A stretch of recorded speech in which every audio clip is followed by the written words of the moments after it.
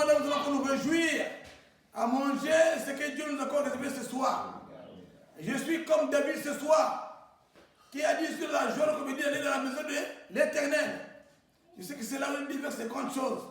Sans plus tarder, je vais inviter l'esclave du Seigneur, le bien-aimé Nicaise, qui va nous traiter ce soir. Avec votre concours, nous allons être joyeux de nous recevoir. Amen, amen, amen, amen. Je vous bénisse. Amen, amen, amen. Soyez bénis. Amen, amen, amen. Bonsoir, bonjour. Bonsoir. Good afternoon, good night. Amen. Good morning for those who's overseas. Amen. Amen. Je suis dans la joie de me retrouver encore ce soir devant les frères en Christ. Amen. Amen. Alors nous sommes là encore ce soir pour continuer notre entretien avec le royaume. Alors on va confier encore ce moment au Saint-Esprit qui nous conduit. Seigneur notre Dieu, Seigneur notre Père, toi qui es le Seigneur de gloire, le Dieu Tout-Puissant, nous sommes venus encore ce soir, Seigneur, nous accorder ensemble d'un commun accord afin de trouver refuge auprès de toi, toi qui es la lumière du monde. Merci Seigneur parce que tu nous envoies ta parole pour nous édifier, pour nous encourager, pour nous instruire à comprendre ta réalité dans ce monde. Père, nous savons, tous ceux qui vivent dans ce monde sans toi, Seigneur, ils sont couverts de ténèbres. Nous voulons encore, Seigneur, que ta lumière luise en nous, que tu nous éclaires au travers de ta parole parce que nous voulons encore nous approcher de toi. Merci pour ce moment, Père éternel. Parle à nos cœurs, instruis-nous. Nous voulons encore t'écouter au nom de Jésus-Christ. Amen. Amen. Amen. Bonsoir. Amen, amen. Bonsoir. Amen. Amen. Amen. Amen. Give my glasses. Alors, bonsoir, le peuple de Dieu. Bonsoir. Nous sommes là encore ce soir pour nous encourager, comme nous avons l'habitude de le faire. Amen. Amen. Thank you. Ouais. Alors, nous sommes là encore. En tant qu'enfants de Dieu, nous devons comprendre la réalité de ce monde. Amen. Amen. Nous savons, Dieu, c'est Dieu qui a créé ce monde. Nous sommes tous ceux qui sont issus de la nature humaine par le bien de la sémence de la première personne. Que nos couples qui ont vécu dans ce monde, après avoir failli, nous ont été chassés loin de Dieu, mais on a été repiochés par la grâce que le Seigneur nous a apportée dans ce monde. Alors c'est sous cette grâce-là que nous pouvons compter pour pouvoir vraiment bénéficier de la grâce que Dieu offre à ceux qui ont compris que sans Dieu, ils ne peuvent pas vivre dans ce monde. Amen. Alors nous sommes dans cette volet, nous devons comprendre en tant que chrétiens, voilà, qu'on nous appelle quoi? Des chrétiens. Mais en tant que chrétiens, nous devons comprendre la source de l'existence de la vie se trouve dans la main de notre Dieu. Amen. Donc, toi qui crois au Seigneur Jésus, il faut avoir l'espérance et de se réjouir à ce que, en Jésus-Christ, tu as la vie que Dieu donne à tous ceux qui vivent dans ce monde. Amen. Alors donc, c'est une grâce pour nous de comprendre cela. En tant que chrétiens, nous devons avoir la joie de comprendre que Dieu est celui qui veille sur nos vies. Dans le livre d'Apocalypse, la parole de Dieu dit, Dieu tient, le Seigneur Jésus tient son Église sous les 700 chandeliers qui sont sous ses bras. Amen. Ça veut dire tous ceux qui sont en Jésus-Christ, Dieu les a pris sous ses mains et il veille sur leur vie. Et quel que soit ce qui arrive, comme on vient de parler, le Dieu d'Abraham, le Dieu d'Isaac, c'est eux qui les gardent. C'est lui qui les garde. Et quoi que le diable peut faire, rien ne pourra les toucher. Nous sommes dans nos têtes de ce soir, dans le livre de Jean, chapitre 11, versets 23 à 27. Jean, chapitre 11, versets 23 à 27. Amen. C'est la continuité du message de notre frère Dieu, Saint-Esprit m'a ramené là-bas ce soir, me rendre compte. Parce que quand j'ai médité sur ça, je me suis dit, oh, je suis revenu un peu en arrière. Jean chapitre 11, verset 23. Je lis au nom du Seigneur. Amen. Jean chapitre 11, à partir du verset 23 au verset 27. Au nom du Seigneur. Jésus lui dit, ton frère ressuscitera. Je sais, lui répondit Marthe, qu'il ressuscitera à la résurrection au dernier jour. Jésus lui dit, je suis la résurrection et la vie. Celui qui croit en moi vivra, quand même il serait mort. Et quiconque vit et croit en moi ne mourra jamais. Crois-tu cela? Elle lui dit, oui Seigneur, je crois que tu es le Christ, le Fils de Dieu, qui avait et qui devait venir dans le monde. Amen. Amen. Amen. Sois béni, mon frère. Alléluia. Ici, mes bien-aimés, nous voyons Jésus qui parlait à Marthe ici. Cet entretien, mes bien-aimés, elle est profonde, s'il faut vraiment essayer de méditer là-dessus. Le Seigneur Jésus dit à Marthe, je suis la résurrection et la vie. Amen. Amen. Donc, nous voyons tous ceux qui vivent dans ce monde-là, ils ont besoin de la vie et la résurrection. Amen. C'est la vie et la vie en abondance, en quelque sorte. Amen. Amen. Amen. Alors, tous ceux qui vivent dans ce monde, comme je l'ai dit à l'introduction, pour tout chrétien qui comprend que Jésus-Christ est venu dans ce monde, il est mort, il est ressuscité, nous devons comprendre que le ciel de la vie se trouve en Jésus-Christ. Amen. Donc, étant donné nous sommes des chrétiens, nous ne devons pas être surpris lorsque nous traversons des épreuves et Dieu vient nous délivrer. C'est ça. Notre bien-aimé a fait l'accident. Hier, on était en train de parler de ça. Lui-même, il ne se rend pas compte comment il est sorti indemne de cet accident. C'est pour montrer quoi? C'est ça la parole de Dieu, c'est ça le mystère du royaume. Quand tu vis selon ce mystère, amen. Quand tu te confies à ce Seigneur, c'est ce qu'il fait. Parce que Jésus dit quoi? Il est la résurrection et la vie. Donc, il donne la vie à tous ceux qui sont dans ce monde. Nous devons comprendre, comme la parole de Dieu dit, les ténèbres couvrent la terre, mais sur toi, ta lumière les entoure. Pourquoi? Parce que quand nous croyons au Seigneur, nous avons cette assurance, quoi qu'il arrive, je sais que les ténèbres couvrent la terre. C'est-à-dire, les ténèbres, c'est ce que le diable a porté dans ce monde pour frapper ceux qui sont exposés, ceux qui n'ont pas Dieu, ceux qui ne croient pas au Seigneur Jésus. Mais toi qui crois au Seigneur Jésus, il dit, voici les ténèbres couvrent la terre et l'obscurité les peuples. Mais sur toi, l'Éternel s'élève, sur toi, sa gloire apparaît. Amen. Amen, amen. Donc, ça vous dit quoi? Ici, Marthe, il disait quoi?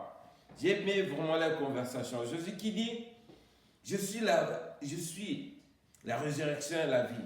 Et celui qui croit en moi vivra, quand même s'il sera mort. Donc, pendant que nous sommes en vie, mes bien-aimés, nous vivons déjà en Jésus-Christ. Nous avons cette nature de Dieu-là qui nous protège, qui nous fait vivre. Amen. Amen. Mais pourquoi? Parce que nous croyons en lui. Il est la source de la vie. Parce qu'au commencement était quoi? La parole s'est fait chair. En lui était la lumière qui éclairait les hommes, comme la parole de Dieu dit dans le livre de Jean toujours. Donc, ça vous dit quoi? Nous ne devons pas être surpris. Cette bonne chose que nous avons cru, nous avons fait d'accepter Jésus-Christ comme le Seigneur et le Sauveur de nos vies.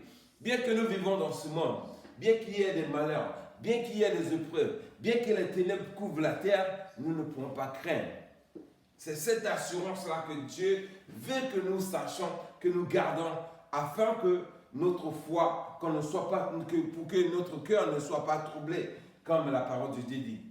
Mais nous voyons, un enfant de Dieu, c'est lui qui se lamente encore. C'est comme si Dieu là, il nous voit et puis nous expose à l'ennemi. Alors, ce n'est pas le cas. Vous voyez? Donc, nous devons être heureux de voir Dieu qui nous a donné la vie en Jésus-Christ et il nous dit, bien que nous vivons dans ce monde, même si on meurt dans ce monde, on aura toujours la vie là.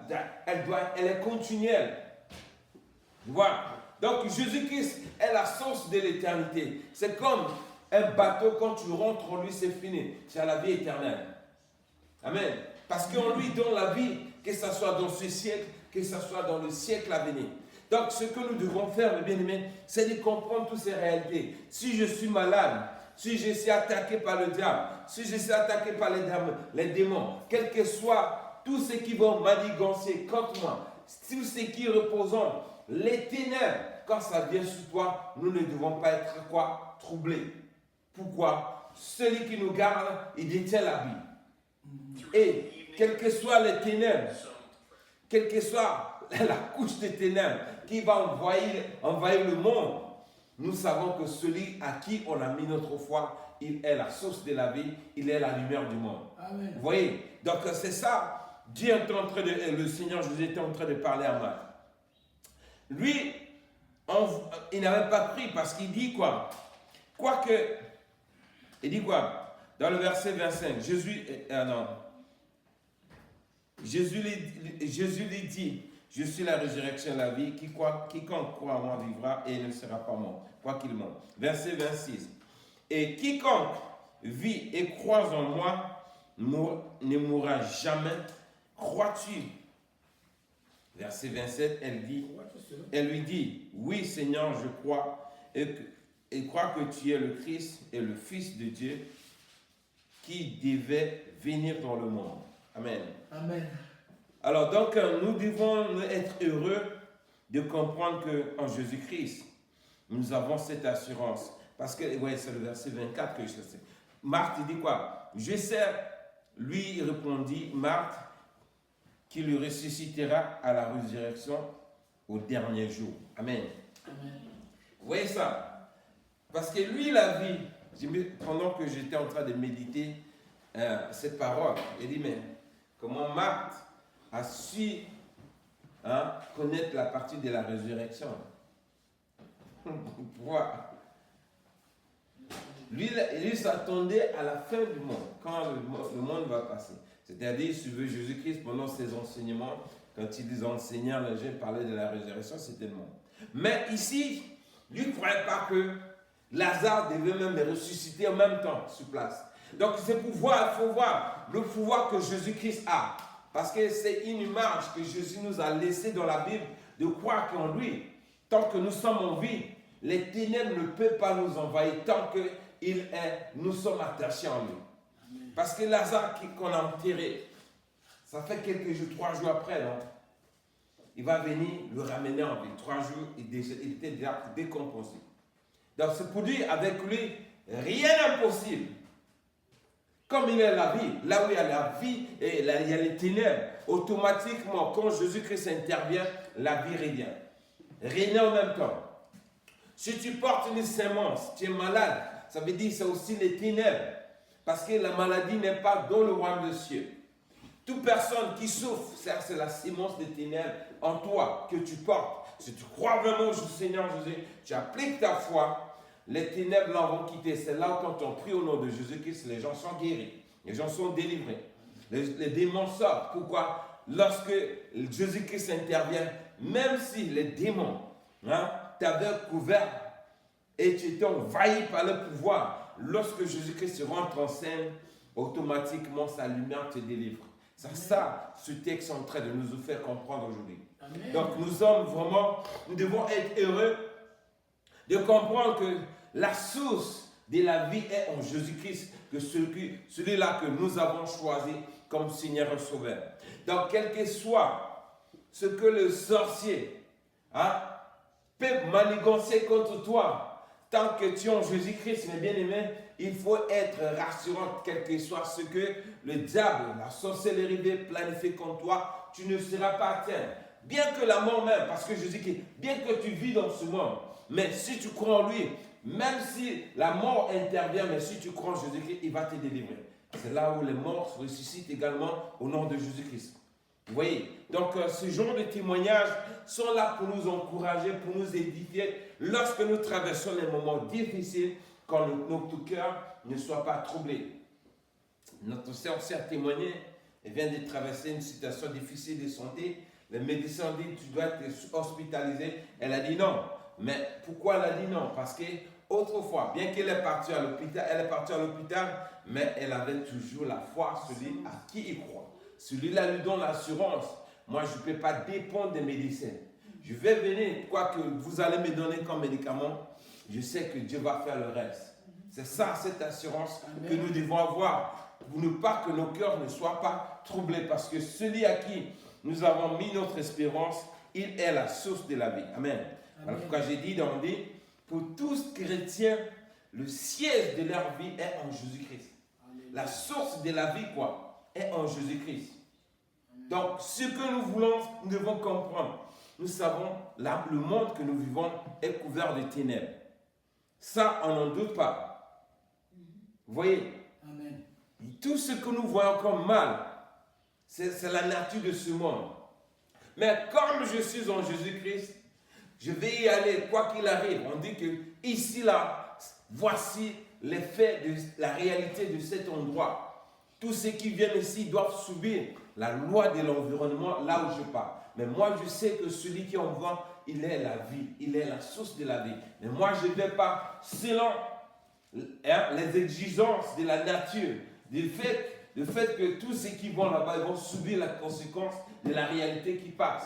Admettons, il y a des endroits, comme nous tous nous venons dans l'Afrique, il y a des endroits où on dit on ne passe pas là-bas. Amen. Amen. Et il dit si tu ne passes pas là-bas, bien on ne passe pas là-bas la nuit, par exemple. Mais moi, je dis, il dit non, moi je suis en Jésus-Christ. Celui qui règne là-bas, le propriétaire de la terre là, c'est celui qui détient quoi? La source de la vie. Donc quoi qu'il arrive, il va me garder, il va me protéger. Je vais au nom de Jésus-Christ, je pars. Et tu traverses, tu passes. Parce que celui qui est là-bas influence, il regarde en toi, il y a une lumière, il y a la vie en toi. Cette vie-là, elle éclaire le monde. Regardez bien.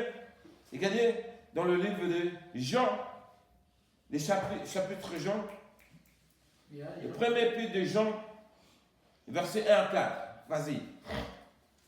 Nous sommes là encore en train de nous encourager parce que ce sont des versets qui nous permettent, nous donnent la foi, d'avoir l'assurance, quoi qu'il arrive, nous ne serons pas troublés. Notre cœur ne sera pas troublé. Mon frère, vas-y vite, on va.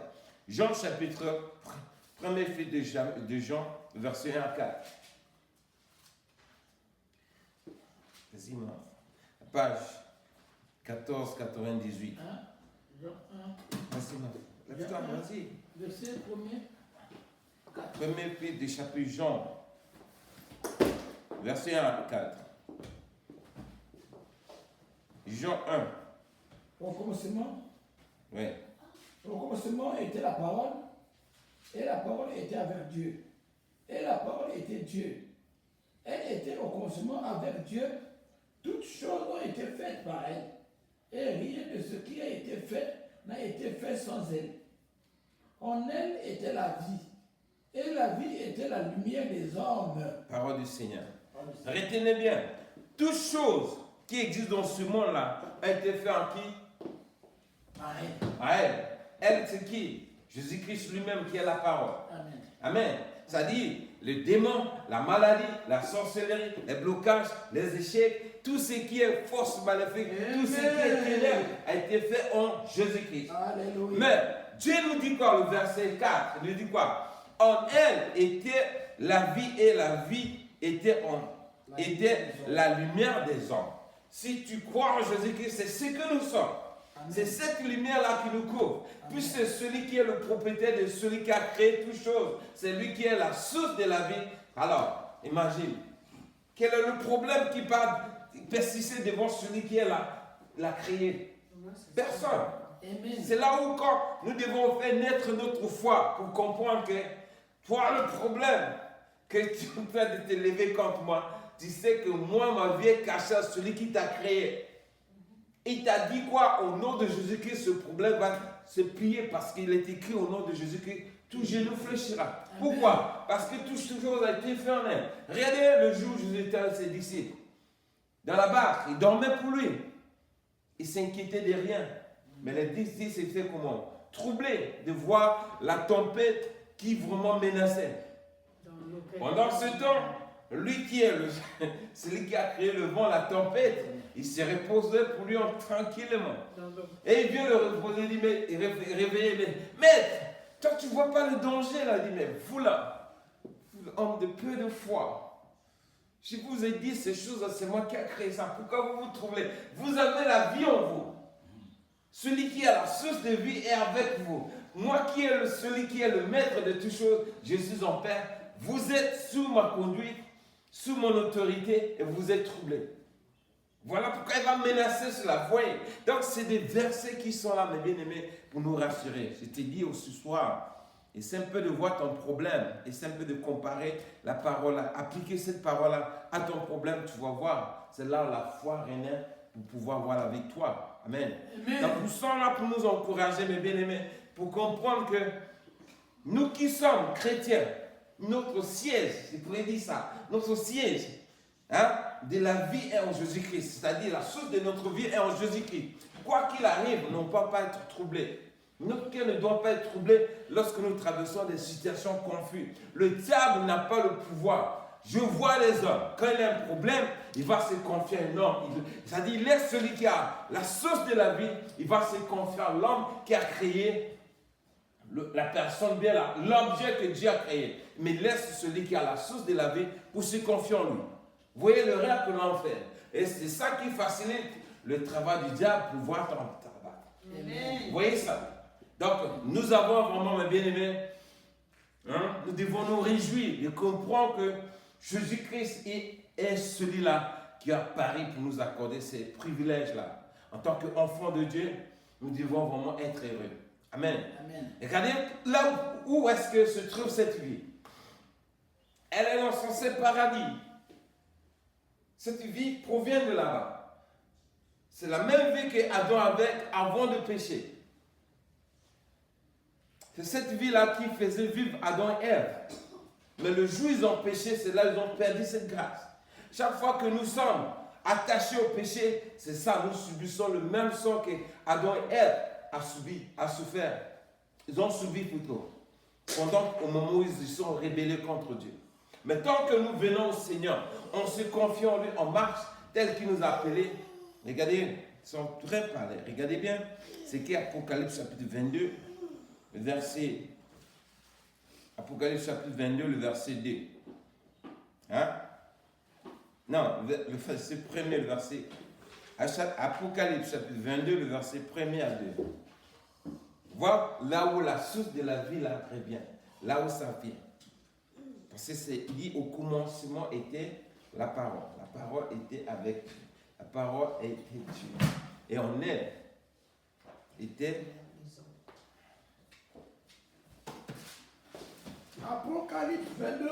Verset 1er à 2. À partir du verset 1er au verset 2. Et ouais. Regarde ce que Jean va nous révéler, ce qu'il a montré.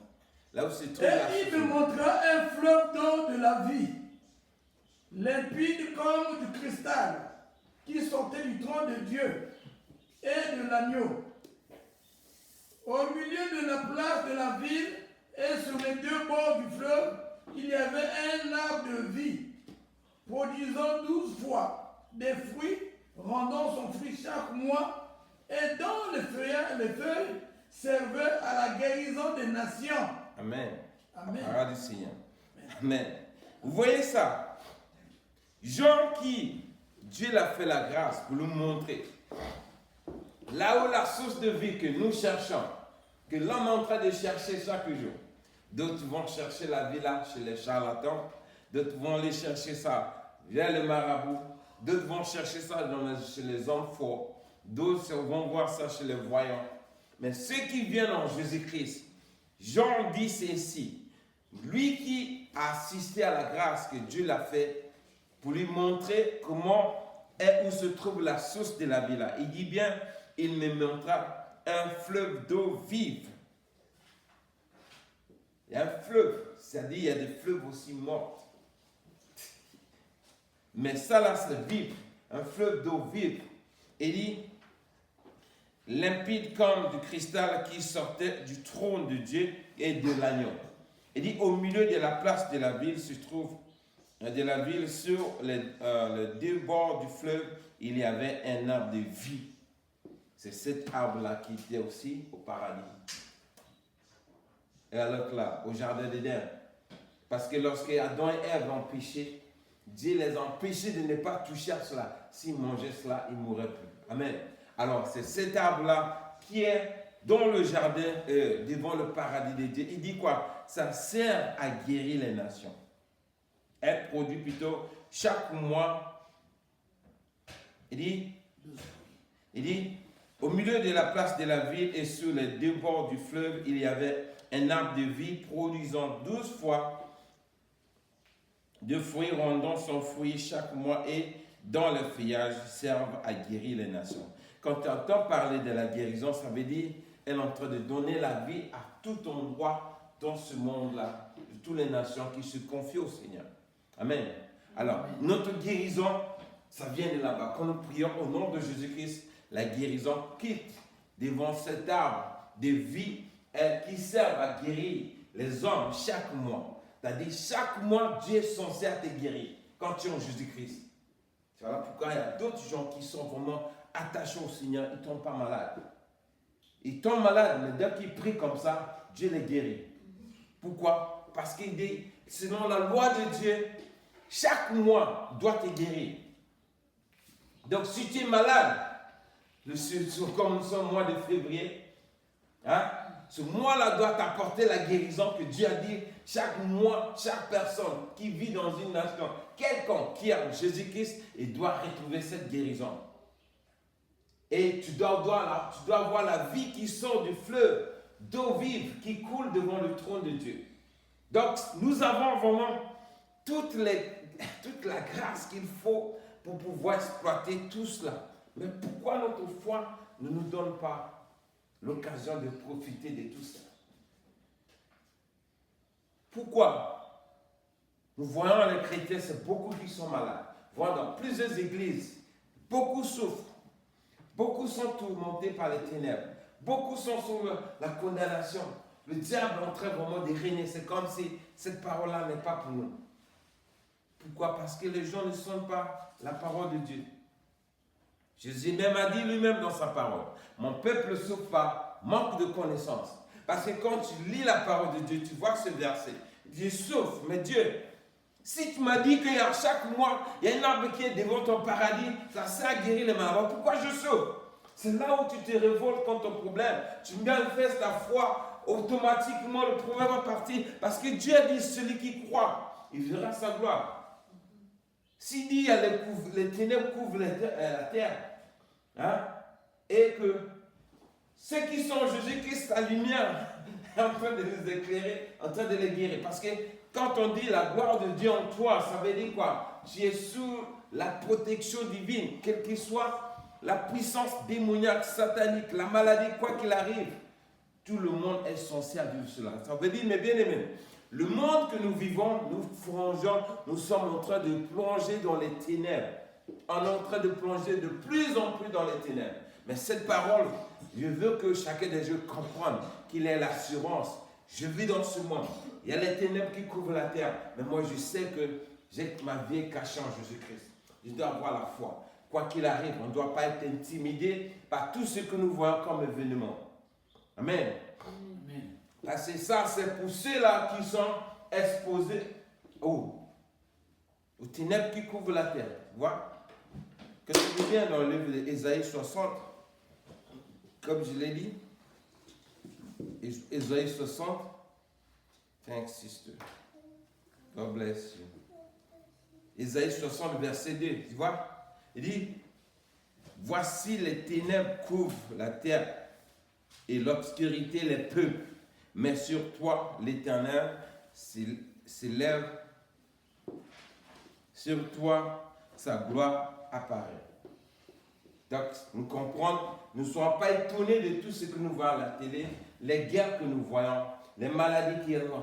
Nous avons vu que le coronavirus est venu. C'est aussi les effets des ténèbres. Donc, Dieu nous parle, donc on nous rassurer encore ce soir, de comprendre que en Jésus-Christ, nous avons la victoire, nous avons la délivrance, nous avons la vie. Qu'on ne soit pas troublé. Quoique le diable va essayer de nous attaquer, on ne doit pas être ceux-là qui ignorent que Dieu, notre vie est cachée en Jésus-Christ. Parce que Lazare a été surpris par les ténèbres. Les ténèbres l'ont surpris. Mais comme Dieu fait grâce à qui il veut. Étant donné qu'il était l'ami de Jésus-Christ, il dit, laisse mon ami mourir. Il veut aller glorifier mon Père quand je serai en face de lui. Pendant qu'on a entendu parler, on dit, Lazare, ton ami est mort. Il dit, ah, il dort, laisse-le là-bas. Moi, je vais m'occuper d'abord de ma mission. Vous voyez? Mais quand il arrive, on dit, mais Seigneur, il fallait être là. Si tu étais là, les ténèbres n'allaient pas surpris Lazare. Voilà, tu es venu en retard, c'est trop tard. Mais les gens oubliaient, Marc oubliait que c'est lui qui est le propriétaire de la vie. La mort, là, doit se soumettre à lui. Il a le pouvoir de commander la mort, de relâcher Lazare. Il a le pouvoir de commander le séjour de mort. Ramène Lazare à la vie. Voilà, il a le pouvoir de ressusciter la vie de Lazare. Il a le pouvoir de donner la vie à tous les muscles de Lazare qui étaient pourris. Quand il est arrivé, il a démontré cela. Il dit que lui, il est la source de la vie. Quoi qu'il est mort, quoi qu'il son corps est décomposé, en Jésus-Christ, il vient, il intervient, il déclare la vie que lui, il porte. Lazare est ressuscité. Ça, mon frère dit, déliez-le. Amen. Amen. Oui, parce que les ténèbres l'avaient lié. Donc, c'est pour dire quoi? Quand je suis revenu dans ces paroles, j'ai dit, waouh!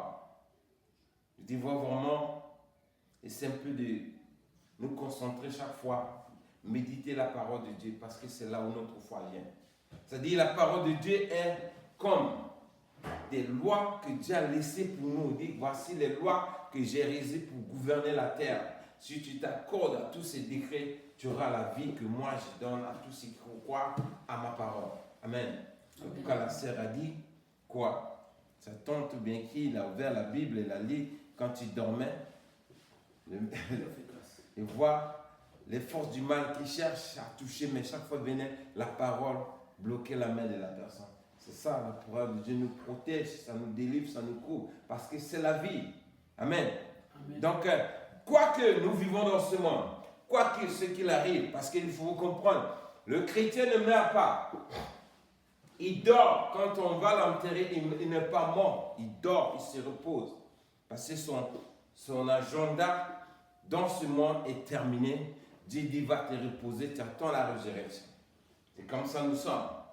Donc, si ce jour arrive, nous n'avons pas à s'inquiéter.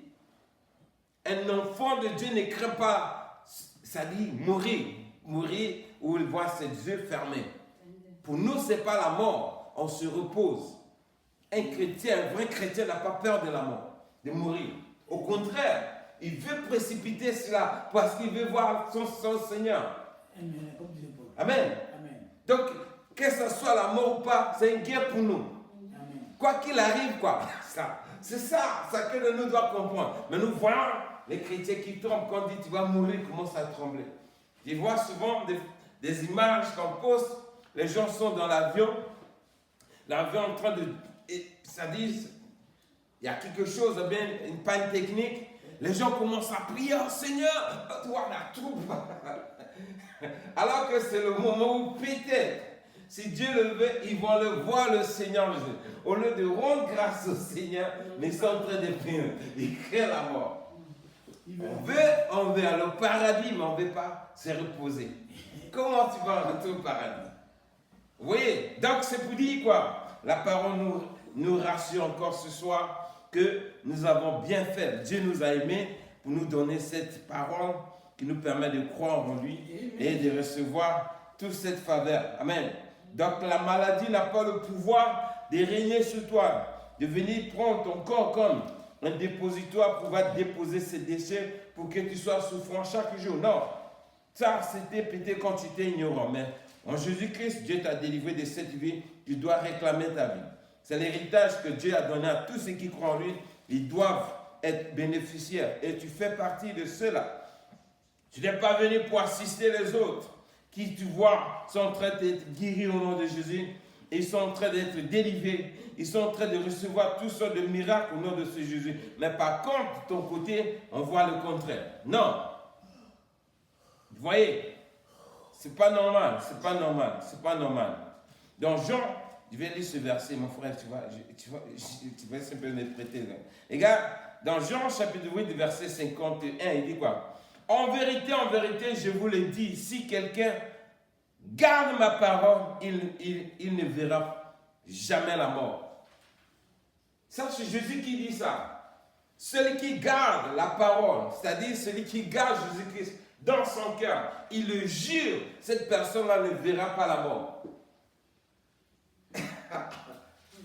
Alors, quelle partie de ton corps est morte, qui ne vit pas actuellement? Jean 8, verset 51. Il dit en vérité, quand Jésus dit en vérité, il dit bien, en vérité, je vous l'ai dit, si quelqu'un garde ma parole, il ne verra jamais la mort. Il dit bien jamais, il le jure, il le déclare. Si vraiment tu gardes, ça dit quoi? Nous sommes censés à garder la parole de Dieu. C'est là où la vie, notre vie rénelle à partir de là. Amen. Parce que quand ton corps est malade, il faut comprendre, cette partie-là ne vit plus. Voilà pourquoi tu souffres cet endroit. Alors Jésus-Christ dit, si sa parole en nous, cet endroit-là doit retrouver la vie automatiquement. Parce qu'il dit en vérité, je le jure. Amen. Amen. Alors nous savons notre Dieu il ne ment pas. Il dit la vérité. Si, regardez bien, Lazare avait la grâce. Il dit, comme tu es mon ami. Jésus dit quoi? Si tu gardes ma parole, je t'appelle plus serviteur, mais je vais t'appeler qui? Mon ami. C'est ça, non? Si Lazare était son ami. Lorsqu'il est venu, il voit, oh, Lazare c'est mon ami. C'est qu'il garde ma parole.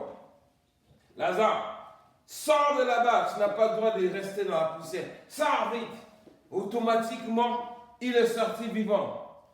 Parce que c'est ça, c'est une loi qui régit les ordonnances de Dieu et tous les hommes qui vivent dans ce monde. Quand ils s'accordent sur ces décrets, automatiquement, cette loi s'applique et la vie rénelle.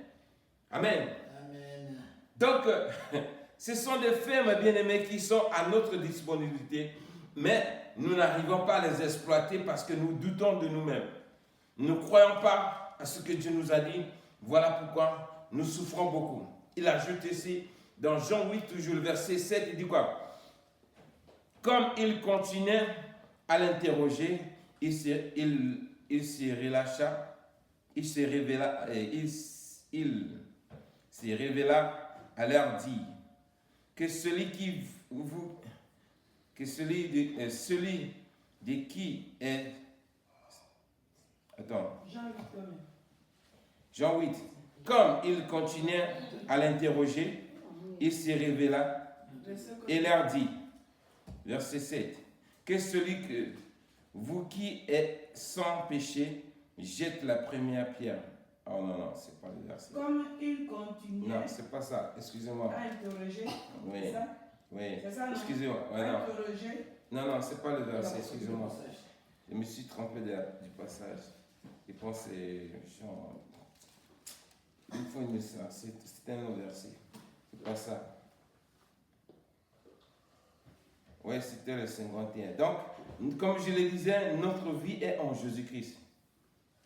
C'est en Jésus-Christ que nous avons. Le 51.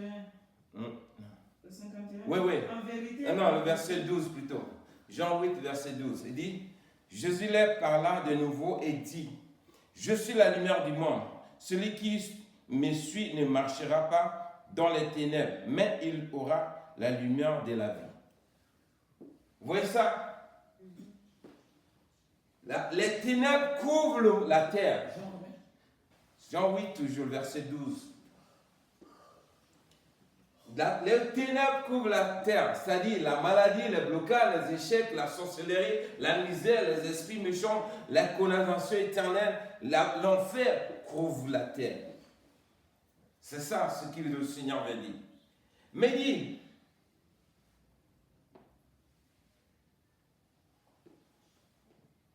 il dit, celui qui me suit ne marchera pas dans les ténèbres, mais il aura la lumière de la vie. Donc, nous tous qui sommes chrétiens, si nous gardons la parole de Dieu, Là où il y a un danger, comme je disais, tu fonces là-bas au nom de Jésus-Christ.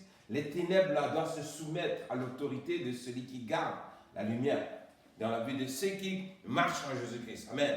Donc c'est le témoignage que nous avons, mes bien-aimés, pour nous rassurer que quoi qu'il arrive, je suis intouchable tant que je suis dans ce monde, tant que j'ai la foi à celui-là, tant que Jésus-Christ y vit, tant que le frère, j'ai un ami, un frère qui a toujours le dit, Jésus-Christ est à la barque.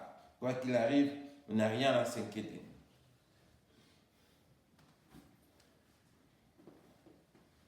Donc, ce que nous devons comprendre, mes bien-aimés, c'est de comprendre tous ces faits-là. Ça y est, à notre disponibilité. Amen.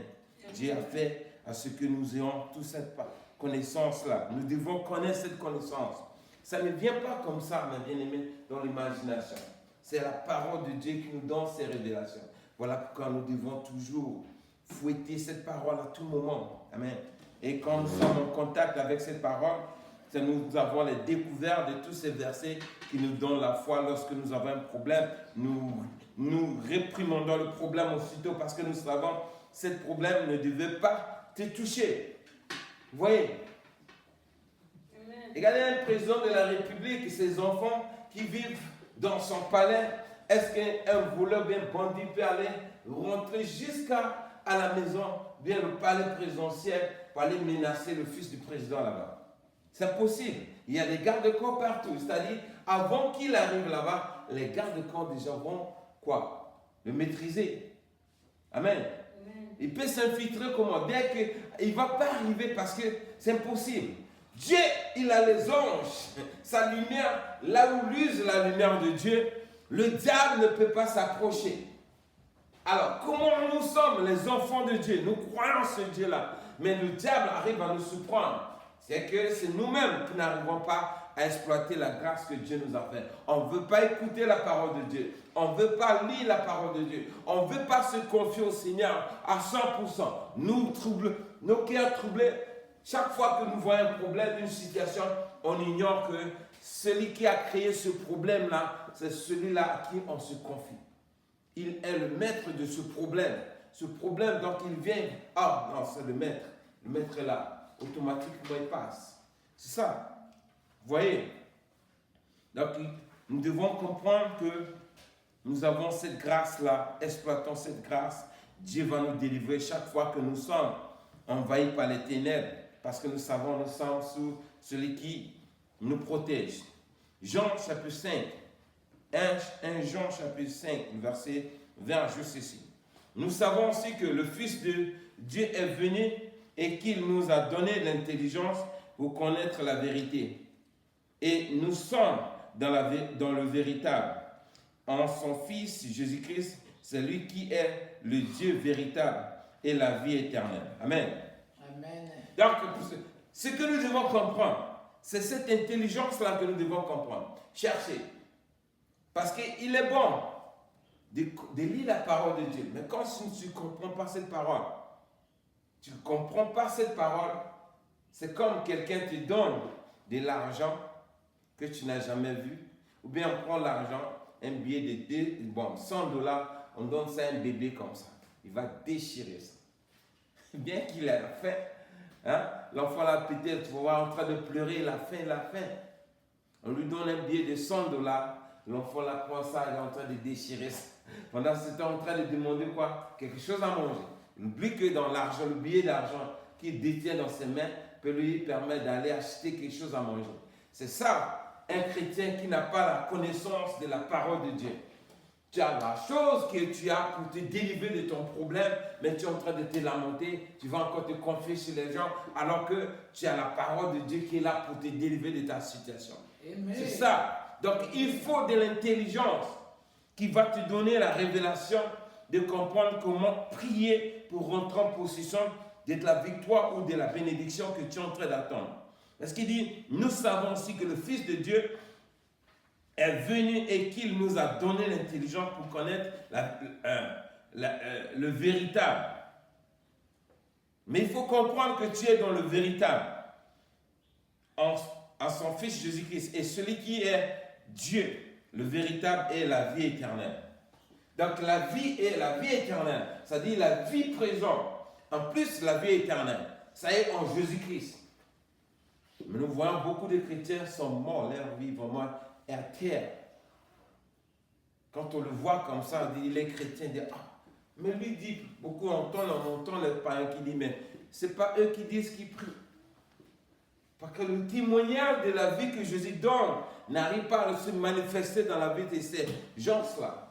Voilà pourquoi les païens sont obligés de se moquer de nous. On doit se révolter chaque fois, mes bien-aimés, et voir, non, je ne suis pas celui-là qui est à l'église pour assister les autres. Je vois les miracles, les autres qui accouchent, les autres qui sont délivrés, les autres qui ont guéri. Mais moi, j'ai la même situation. Je suis là, c'est comme si Dieu ne me voit pas. Alors que le problème, ce n'est pas Dieu. Il faut garder le témoignage de la parole. Il faut avoir l'intelligence spirituelle. Un jour, j'étais malade. Je souffrais. J'ai fait presque une année avec cette maladie. Mais chaque jour, je partais à l'église, on priait pour moi. Un jour, on est parti à l'église. Il y a un frère qui a dit, ah, il y avait une dame là, avait vraiment un problème très sérieux. Il a fait le jeûne de Néhémie. Je ne connaissais pas à l'époque qu'on appelle le jeûne de Néhémie. Oh non. Dès qu'il a fait ça, il a jeûné, aussitôt, il a eu la réponse. Je suis parti chercher quel est le jeûne de Néhémie. J'ai vu quand il a fait le jeûne à sec. Ah, c'était comme ça. Je suis allé, j'ai fait le jeûne là aussi. J'ai fait le jeûne là. Troisième jour, je suis parti à l'église. On a prié pour moi. J'ai été guéri. Vous voyez? Mais si je n'avais pas entendu ce que le frère avait dit, j'allais continuer à aller comme ça. Ah, qu'on prie pour moi, je serai guéri. Oh, la guérison, le miracle, c'est nous-mêmes qui produisons le miracle. Au travers de la foi que nous avons, le pasteur ne vient que nous accompagner pour confirmer le témoignage de la parole qui est dans la parole de Dieu. Vous voyez ça? Amen. On court pour aller vers se confier aux hommes de Dieu, c'est comme ceux qui vont nous délivrer. Alors, la délivrance vient dans la parole de Dieu. Or, cette parole de Dieu, quand nous croyons cela, on applique la foi. Lorsque l'homme de Dieu prie, le miracle se produit. Parce que c'est ce que Dieu déclare quand il dit en vérité, celui qui croit en moi, il ne mourra pas, aura la vie. Ça veut dire quoi? Je vais vers la source de la vie. Je sais que le miracle vient du ciel. Je crois ce que Dieu dit et le miracle se produit. Et ça, beaucoup glorifient Dieu. Donc, rien n'est impossible à celui qui croit. Jésus-Christ a dit ça lui-même.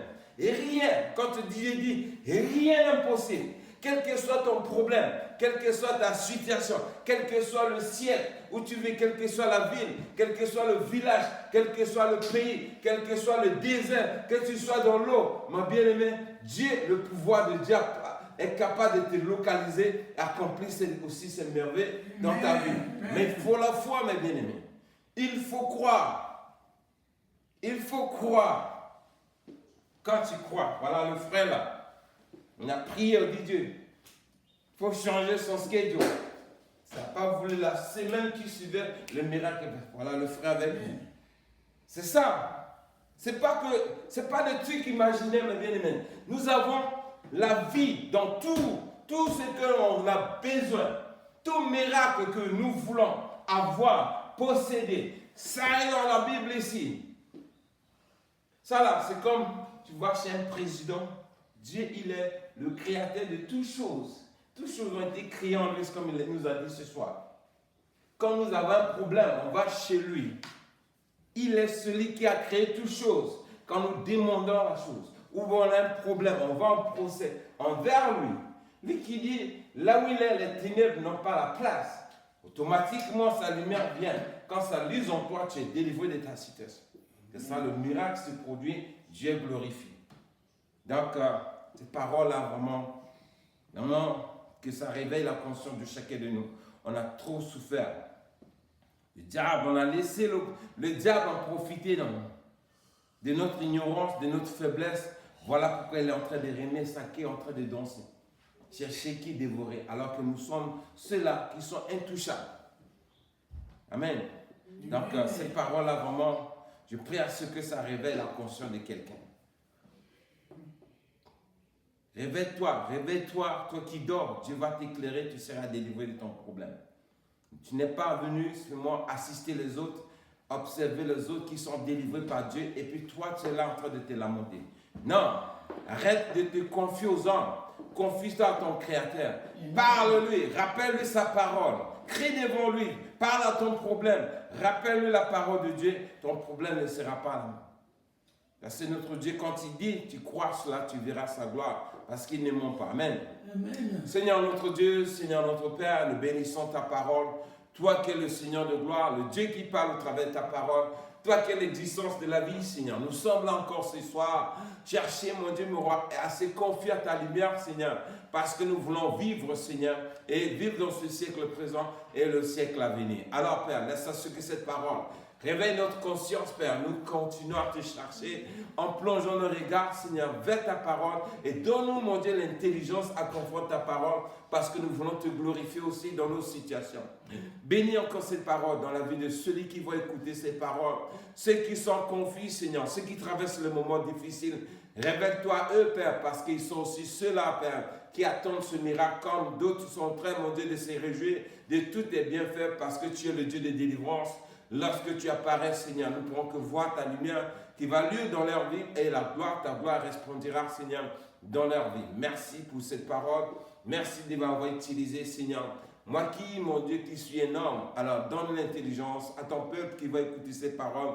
Oriente-les, Seigneur, vers la suite de la victoire afin qu'ils puissent te glorifier. Merci pour tout ce que tu nous as accordé comme grâce. Nous te bénissons, nous te rendons gloire. Au nom suprême de Jésus-Christ. Amen. Amen.